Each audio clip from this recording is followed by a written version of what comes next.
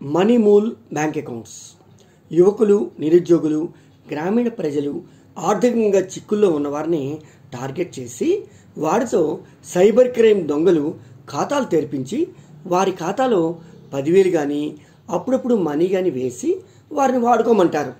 నెమ్మదిగా వారి యొక్క ఇంటర్నెట్ పాస్వర్డ్స్ మొదలగు అన్ని పాస్వర్డ్స్ని వాళ్ళ చేతుల్లోకి తీసుకుంటారు.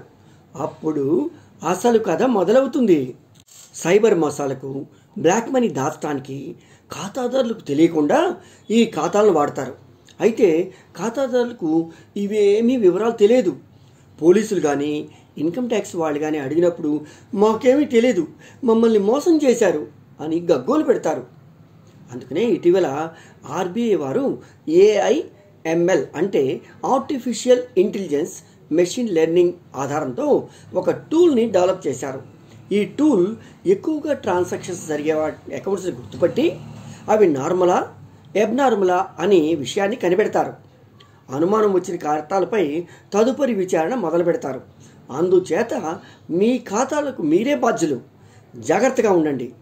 జై హింద్.